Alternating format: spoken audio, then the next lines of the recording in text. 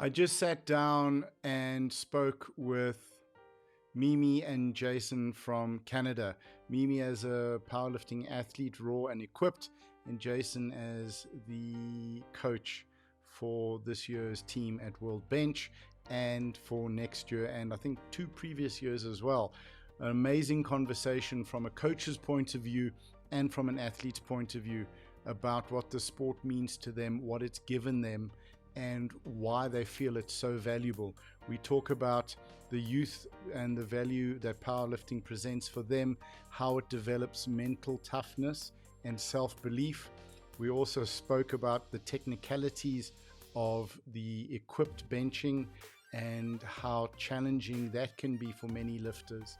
But most of all, we spoke about the incredible community and why everyone should be a part of this community and sport, and what it gives you, from young ladies loving how strong they can get, and young men loving the fact that it doesn't matter what they look like physically, it's about the strength, and all the way up to Master 4 lifters. So guys, thank you for joining us. This is Coffee and Conversations with Champions. Enjoy. See the red in honor of Canada, even the lights at the back, we made those red. So hey, there Yeah, we the go. tie too. Yeah, got the tie. There we go. I have to tell you a funny story. Okay, cool, excellent. We're live. I was chatting to a guy, Elmo Lebowski, so someone that I've known for about 15 years. He used to train at our gym. We met when we were both selling insurance. How funny is that? Hence the tie. And he was drinking coffee out of a mug that said, "The world needs more countries like Canada." Hey, Well, that's nice. I think that's good. yeah, that's very cool. I just thought, what? How does he know what's coming up next? So, mm. So guys, we're sitting down with Mimi and Jace. I think we're going to let you guys do your intros, and we can chat about the sport. I mean, and dude, dudes, the incredible the incredible community that you guys brought to Sun City, and just what an amazing team, what a wonderful group of guys. So, Mimi, shall we start with you? If you could just give us a rundown. Who are you? What do you do? A little bit of your background. Okay. Well, I'm Mimi Frank. I compete in powerlifting, representing Team Canada. I just competed in South Africa in the bench press world championships. That was my third worlds. I came away with a silver in equipped bench in the 63 kilo class. I moved around weight classes a few times sometimes. And about 800 hugs. Yes. Yeah. And aside from powerlifting, I work as an editor and learning designer for a university here. I'm currently on sabbatical for another couple weeks, working on another master's degree. I'm a part-time photographer. Awesome photographer. Yeah, I don't know. Okay. Oh, thanks. Yeah. Yeah, I don't know. That's probably it for me. Cool. Hi, Jace here. I was the head coach for Team Canada there at the World Bench Press Raw and Equipped Championships. So we had approximately, I'm going to say 20, I forget exactly how many, 22 lifters approximately. Some obviously were doing both, the Raw and Equipped. I'm a business owner, and I'm a senior manager for a financial institution here in Canada. So I'm really kind of the tag along to powerlifting, because I'm really only here because of her.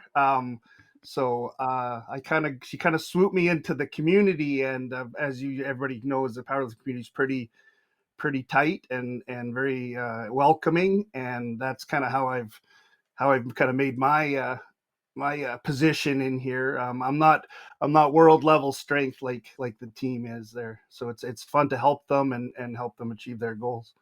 Awesome. So if we're touching on that, Jace, tell us a little bit about the community. What have you found coming in from outside? I mean, you've got a pretty good background in golf as well. Yeah, I was a golf pro for almost 20 years. mini tour to club professional. I was never anything Mm, anything really good. But yeah, I moved over into the powerlifting because of her to help when we started to dabble into equipped.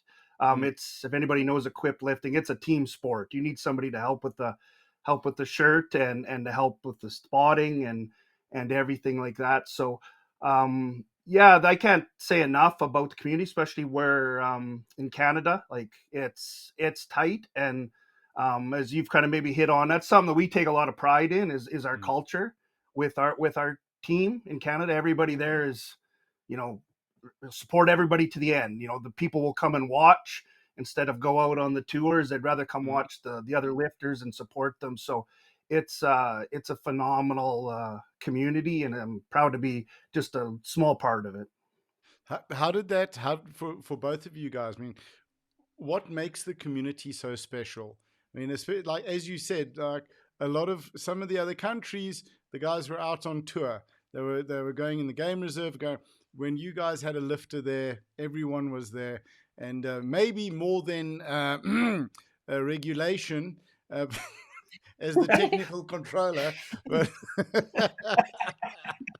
I'm not saying anything. Yeah. So, but like everyone was there, like cheering and chat. I mean, when we had the walk around with that medal ceremony, it was just like it was a line of Canadians basically by the audience side. So, where does that come from? What makes you guys so special? Uh, well, I think this year in particular, our team just had a really good energy, like a really good chemistry Mm, among everyone who was there. Of course, Jacen and Gary, our assistant coach, they played a big part of that. Everyone just really meshed well. We had a couple group chats going on WhatsApp. So we kind of knew, we talked about the trip before, and then when we were mm, there, sort of shared ideas. And like often after the competition, we'd all go for supper together. Um, and I think it was just, the people, the people made it special. And then, once you kind of get that momentum going of like, no, this is what we do when we have a lifter, we go and we support them. On our last session, we had 4 lifters lifting in that session, 3 of them in the same flight. And a lot of the lifters who were still there, they were in the back, mm, spotting and mm, loading, helping mm. people into shirts. Cause that was too much for Gary and Jacen. They can't Yeah. be everywhere at the same time. And yeah, I think it was pretty special this year. It was pretty magical, I think. And I mean, and I've chatted to Shane as well, and he's kindly offered to come onto the show. But like, just to see him and see him be that emotional and having worked that hard for it, and I said to him, "Man, you were crying." He said, "Yeah, Jace put the shirt on too tight." But Yeah, there's, it's and that's just as a coach, to see that. Not that I'm taking any credit for Shane, but even for mm, Leonard, we had a junior hit a mm, world record, and yeah, and he, to be honest, he just chipped it. He's got so much more in him. Like he's got Mhm. 10 more, 15 more kilos than that in him. So, but you could see how much it meant to him, right? He was such a chill, relaxed guy, but when he finally got it, he it meant a lot to him too. So that's pretty powerful to just be a 0.5% of that yeah. success to help those people achieve those. And Shane, for sure, that was a big bucket list goal for him, and that's cool because we know Shane very well. He lives Is it he used to live very right nearby us. you're So choking up right now? I mean, yeah, yeah, no, it's a good that's the best thing about being a Yeah. coach. That's yeah. what it's about. So I mean, you really just Jace, to talk about that now. And I was fortunate for some of your athletes to be standing there, and we got awesome photos of that. As the TC, I mean, you're really getting involved emotionally. I mean, how do you cope with that? Because you're lifting every single lift with those athletes. What's that like? Yeah, when it's tight, when you're juggling weights and lots and you're trying to predict the future, right? Because you want everything for their like I don't want nothing. Like give Mm, me all your pain. Like I just want you to succeed, right? So it's hard. It's hard for sure. It's a lot of emotional energy. At the end of the day, it's I'm just crashing because yeah, you got to start it all over again tomorrow. yeah. This was a little different. I was head coach in Lithuania when it was there 2 years ago. The team was a little smaller and it was a little more relaxed. There was down days. Mm-hmm. There was no days off. This commit, we had so many lifters. Everybody's lifting, and everybody's in the hunt for something. Whether fifth place to fourth place, they want to try to qualify for next year's Worlds, so they can make their fifth position or help the team out in points. So it's a lot. It's a lot emotionally because I just want to see them succeed, right? Like I said, I got no skin in the game myself. They're not beating me, but I want to see them succeed. I don't know. You had a lot of skin in the game emotionally. You were properly invested. There was it was a wonderful thing to see. As a coach, to see coaches can see coaches, and to understand like you put in everything with each and every athlete's lift. It was where he an could, honor. Yeah. where he could, he was he'd be at the jury table fighting to try to get a lift overturned, and like And we he's definitely saw him fast, more hey? than, Yeah, I'll try to stop him if you Yeah. know. I think I got one out of 5. So Yeah, but that's a good ratio. 100%. So Mimi, how did you get into the sport? I got into the sport. I had been lifting. I competed in a couple of physique shows. That's where my Instagram handle comes from, Mimi Bikini. But that, I always enjoyed lifting. I did not, bodybuilding's not a sport for me. I'm not really into the glamour and that aspect of it. So that it wasn't really the right outlet for me. But I was in the gym. I continued lifting, and my first coach was actually Lane Norton, who's a natural bodybuilder and also powerlifter from the States. And so I was curious to see what that was all about. I found a gym in the city that specialized in it, and the owner sort of showed me the ropes, taught me how to do all the movements, and then that was in 2015. And still doing it. I don't know, I found something I'm really passionate about, and I think bench especially, that's something I gravitated toward. And then once we introduced equip bench, that's fun. That's a fun challenge, so I really enjoy that. And then going to Worlds, it's kind of addictive, just that being in that atmosphere with all the other lifters, and it's better every year. Like this, this team chemistry that we had this year. My first Worlds, it might have just been me, but I didn't feel that sort of cohesion. I'd walk out, there was no one in the crowd for me. And then Lithuania, a little bit more, you build on it. And then this year it was really spectacular. So definitely looking forward to coming back next year. Good. What did you think of the venue and the competition? I thought it was, the venue was excellent. And taking the photos, I liked all the blacked out walls. It was kind of dark, but it was making for some cool backgrounds. I don't think Jacen liked the setup quite as much, like from his perspective as a coach. Yeah, as a coach, I would have preferred the scoring table at the same side as where the athletes came in and out, just for those last second changes. Yes. And then that whole kind of walk across. I had a bit of limited mobility. I tore my Achilles last September, so I'm still rehabbing. So to walk and make that big hike through all the crowd back there, as because then you had to get past the table. TVs, basically. Yeah. Okay. Yeah. So that was a bit of and that's just fine. That's fine. I don't think they anticipated it being difficult on purpose. But like even for Shane's last lift, I had to kind of leave him while I could put a new weight in if the lifter ahead of him made it, right, which he did. So I had to kind of be ready to drop that real quick, just because he came around the corner and was screaming, "Change, change!" Yeah. So that was my only kind of nitpick about it. But the venue itself, there had more than enough platforms. Yeah. It was roomy. That was fantastic. That was nice. Yeah. You're not cramped. And Sun City, what did you guys think? Oh, we loved it. Yeah, we really enjoyed it. Yeah, it was pretty special. I don't think I would have come otherwise had it not been for powerlifting. Okay. But yeah, that was an unforgettable experience. That's very cool. So to talk about sort of lifting, your passion for, what does lifting mean to you? That's a twofold question. What does lifting mean to you? and why should someone consider getting into our sport? Well, I did think about this question because I knew you were going to ask, but I don't know if I can properly articulate it because it is something that I care deeply about. Mm-hmm. But I don't know. For me, it started as sort of just having that competitive outlet, having something to work toward. And I think it still is that. Just it's a never ending goal.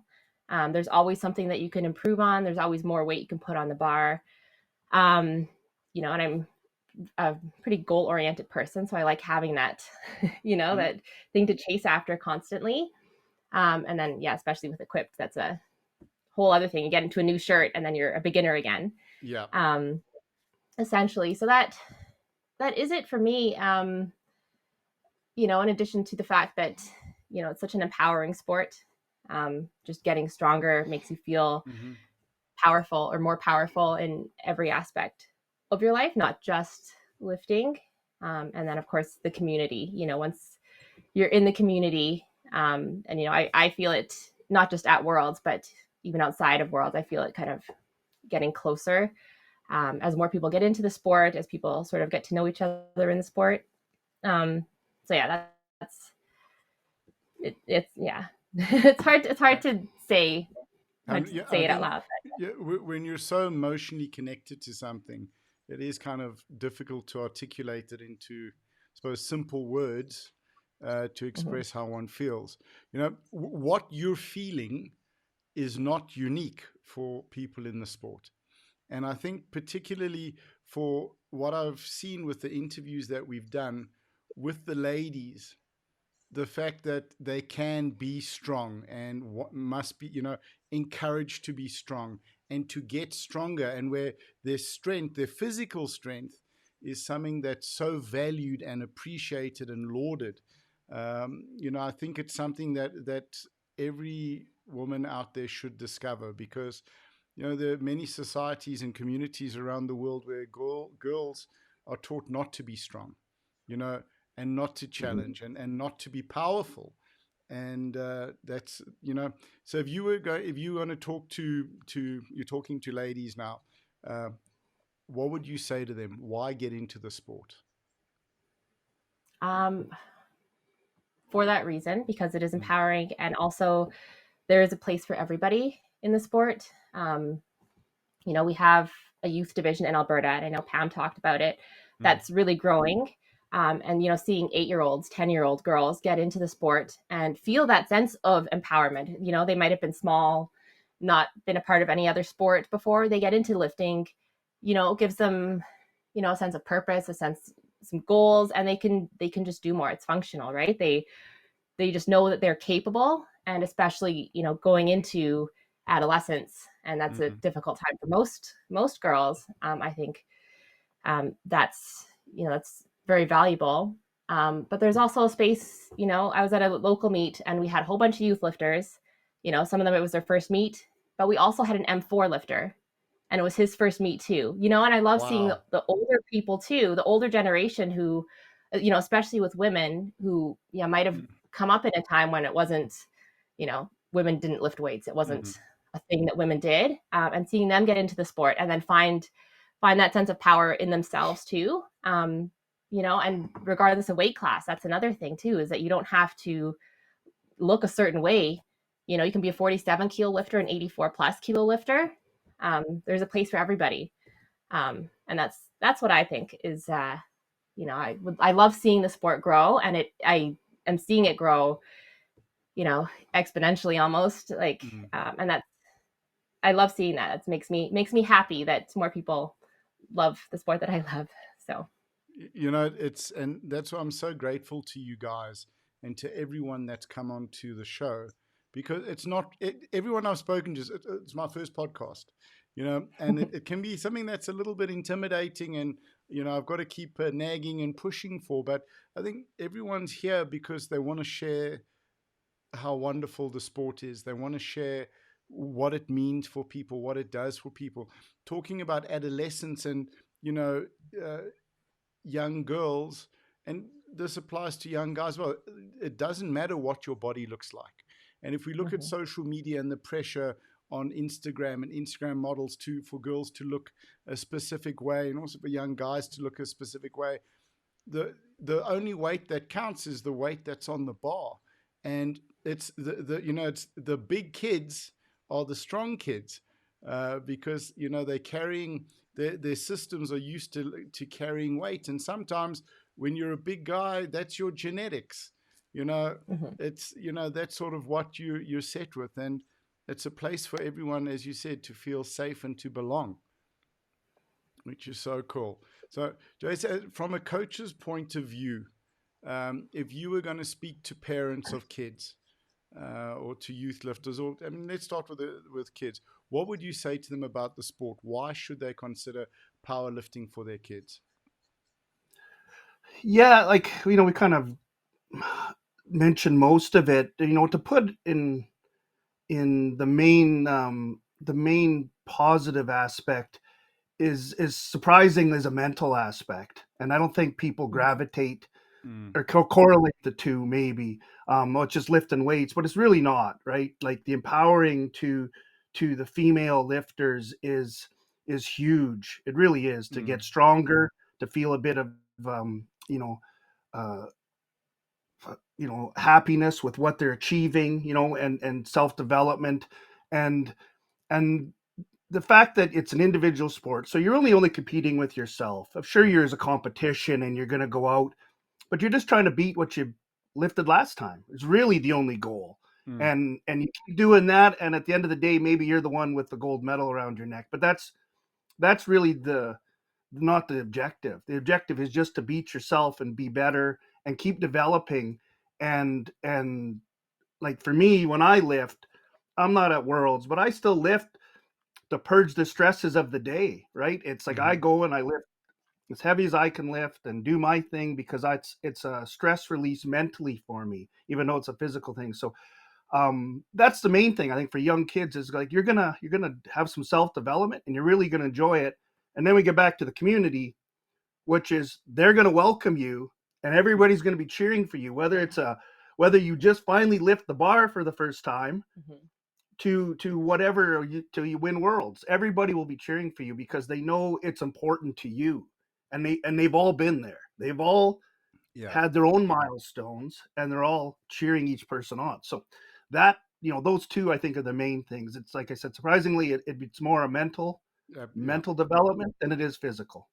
It's the most incredible way and safe way to prove to yourself that you're capable of more than you believed, where Yeah. you know that there's no way you're going to bench 100 because you're only benching 35, and after 2 years worth of work you hit 100. Or with Ian Furman, 20 years of training to win gold, our South African lifter. It's like you're capable of more, and it's progressive as well. You're adding that weight on the bar as you go, working towards a target. One of the biggest challenges that I find in my coaching career is when new lifters say, "Oh, I'll start competing when I can win." It's like, no, no, dude, it's not about that. It's getting on the platform. It's about the experience. So, I mean, is that something that you've encountered where guys don't want to compete until they can medal or win or achieve a certain number? I've heard that. I've heard that people say I'll compete when I'm strong enough, whatever strong enough means. Yeah. But competing is a skill in itself, and it's different from just lifting. And getting to be out in the community. And we kind of talked about how when you're in the community, you have that support of everybody. Everyone is hoping that you hit that new PR, hit that milestone. But that support either way, and just having that emotional connection with strangers, whether a lift goes well or goes poorly, like we've all been there. We've all failed a lift. we've all made a lift, right? You can relate to how other people are feeling. And it's a slow progression, as you know. It's you're not it's not this huge linear possession, No. right? It's up and down, and Mimi's a perfect example. 6 years ago, she's trying to get on the podium in provincials in Canada, right? And now she's on the podium in worlds and pushing for first place. So but it takes that's one thing too to take away from it, is that it's hard work. You can't, if you're gonna just be naturally strong, that's awesome, but you can get there, but you have to put your time in too, right? And accept that is a great carryover to life. You just don't quit. Just stay in your lane, keep adding brick by brick, and you never know where you can be. 100%. I think the thing that epitomizes that, we're talking about equipped lifting.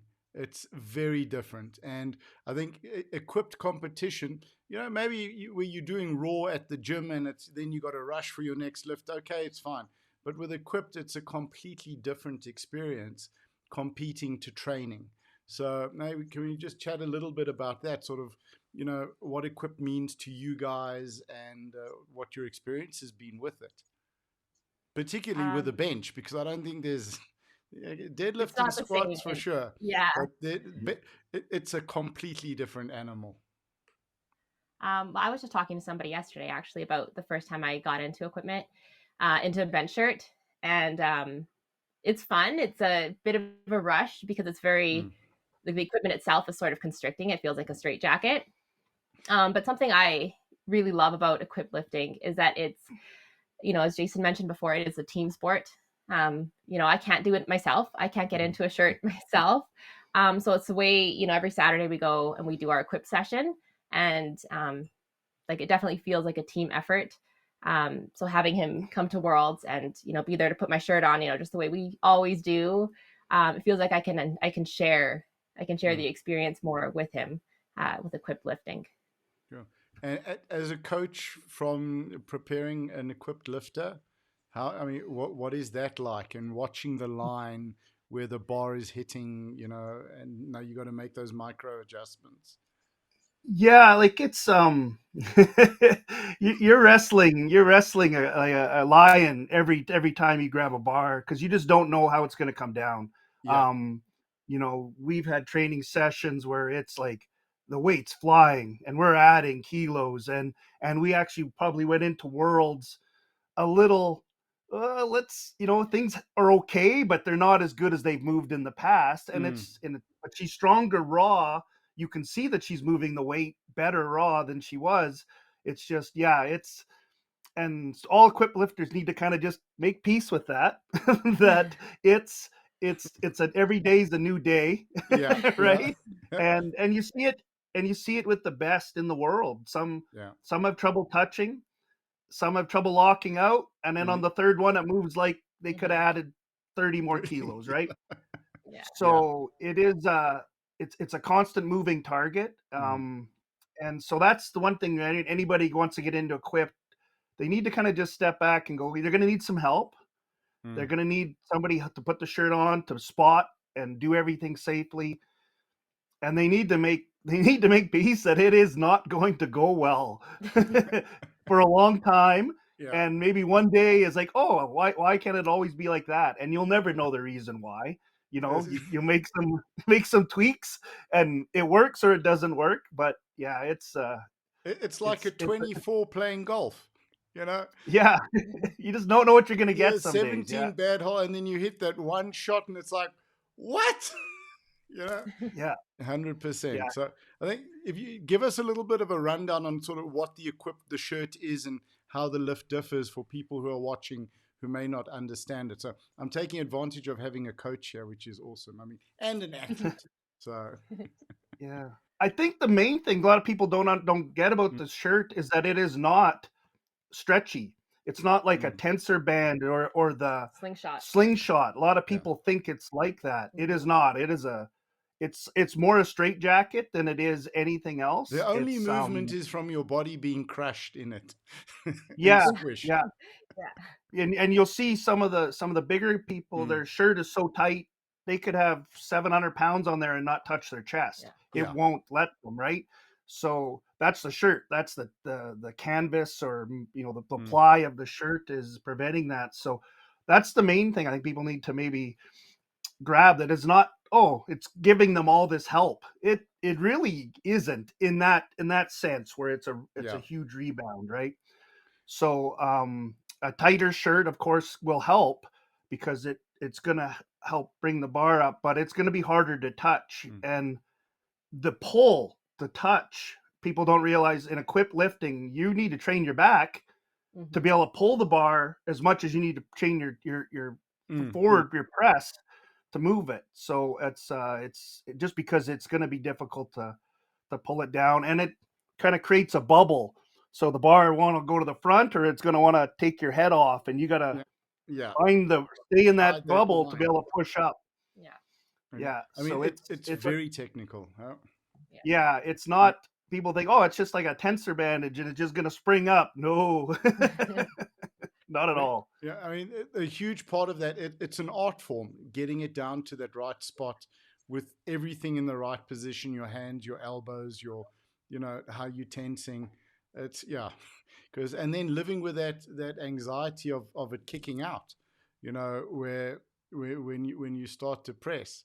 So, but I think the thing that's so wonderful about Equipped is you're learning, you can bench for 30 years and then it's a completely new sport and a completely new skill.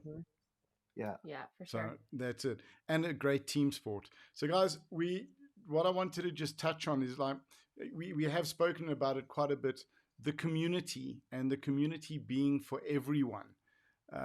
If people are out there and looking for a sport, it's powerlifting. It's a great thing. If we look at sort of, kids who are maybe having trouble or having challenges, this is such a great sport for them to be part of.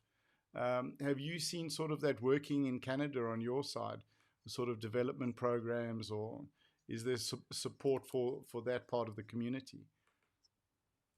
For the younger lifters, for like yes, definitely. Kids, so we just had provincials last weekend. We had, I don't know how many youth lifters. I want to say like 8 or so. And they're all a tight group. But our sub juniors and juniors, the numbers that we've had are like, they're blowing up. They've especially in Calgary, they've really formed this tight community. Like, a lot of them train together all the time. So yeah, that's really, really taking off. Awesome. And what would you Mimi's like? Probably I'm going to say Mimi's probably being a bit too humble on this, but a lot of these younger female and junior lifters, they look up to her because they see her, achieving these goals, and they so it's when we go to these competitions, they're all swarming her to come talk to her. So it's pretty cool. That's very, very cool. You can see a lot of passion for the sport. Where would you guys like to see powerlifting going in Canada and worldwide? What's the dream? I don't know. I don't know. I think, the IPF wants to make it to the Olympics. I think that would be awesome. Just having that visibility, that awareness. A lot of people still who aren't involved in it still confuse powerlifting and weightlifting. Yeah. They don't really know the difference. And the World Games are really cool. And they just announced they're doing classic and equipped now at the World Games, which will be fun to watch. But I'd like, that would be nice to just have it on a bigger stage, just to make more people aware of it. Because it is a sport, most of the time you're training by yourself. It's not you're not competing all the time, right? That's only maybe 1% of all your lifting. Yeah. So it is something that is pretty accessible to most people. You can do it at a commercial gym. Getting barbells in the hands of more people, I think, would be my sort of dream for the sport. Whether or not, not everyone's going to want to compete, but I think the sport's helped a lot of people, me included, through some rough times in life in general. And that applies to, the youth lifters also, and the younger lifters. So I think it's just beneficial, physically, mentally, emotionally. It's a really powerful sport. And I'd love to see it continue to grow, and have more people fall in love with it Yeah, the same way I do too. So 100%. Is there a lot of involvement with lifting at schools, or is it more school specific? it's growing. It's not in as many schools as I don't want to say as I'd like, but it would be nicer to see it in more schools, especially more high schools. Um, Even junior highs would be Hmm. cool. Um, so yeah, I But guess that would definitely be a place where there's room for growth. for growth, if you could give a message to those administrators, those officials that are in charge of determining what sports go where and what sport gets support in the school, what would you say to them? Why should it? I mean, we've spoken so much about the incredible value, but for both of you guys, why should the sport be in school? Um, it's such a direct carryover if you want to put it into correlate it with a lot of sports. Hmm. Obviously, doesn't matter what you're involved in, football, squats and bench Hmm. press and deadlifts are going to be a nice carryover for high school football athletes. So there's a nice off season transition just for something big like that. But getting stronger is never going to hurt you in Hmm. any sport. Hmm. And all you need is a rack, right? So you need a place to bench press and a place to squat and a floor for some, the deadlift. So it's not overly expensive, Yeah. Mm. and it can help out in other areas and develop from there. So but as we've talked about, it's the mental. It's Yeah. the mental thing. Get the kids lifting weights, get them feeling confident again Hmm. over something that maybe they've were fighting with, and they feel they can achieve something. And that's the direct correlation. It's not about trophies and if your school can beat Mhm. another school. Yeah. it's Yeah. it's it's what it can do internally for the kids at the school, right? And so that may not make sense to some people. How is some lifting weights going to make somebody feel better about themselves? But it will. Just You, trust you me. know Just the just start. easiest, yeah, that's it. The easiest answer is come let me show you.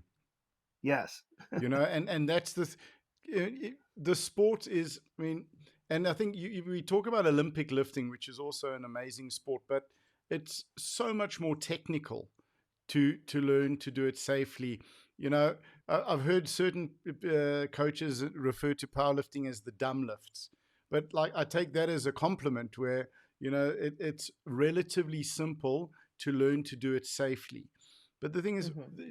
to empower kids to believe in themselves, to teach them that they're capable of more than they genuinely believed, and to teach them that if you want a goal, you can work to it, and here's the progression. To teach them how to plan, to teach them how to, just that you need a plan and a structure to get you from A to B, and you're part of a community. I mean, it should actually be in every single school, because I mean, it's a sport that can change countries, because you Yeah. change how the youth feel about themselves. So, so And it yeah, I'm teaches a I'm lesson getting too quite that emotional. Hmm?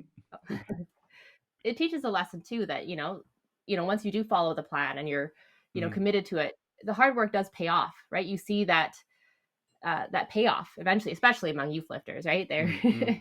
the rate of adaptation is Yeah, it's enviable, very I annoying. would.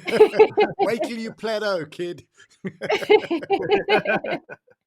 Mm.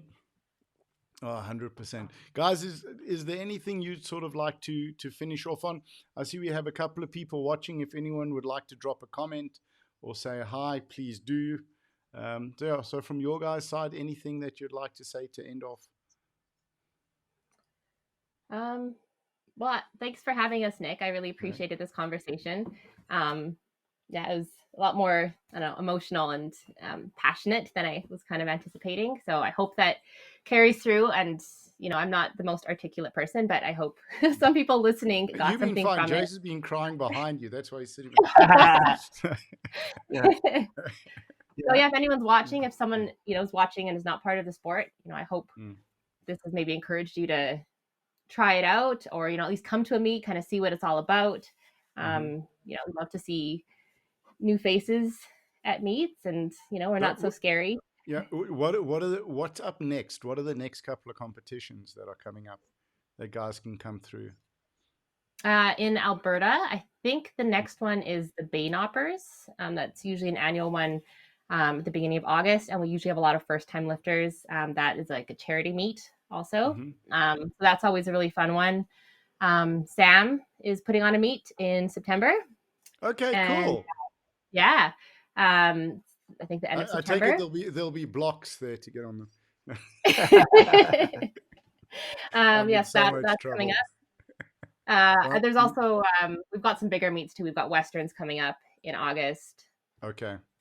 But yeah, they're definitely local meets. They're popping up, relatively frequently. So Is there a website guys can check out, or a social channel that they can look at yeah, to get details?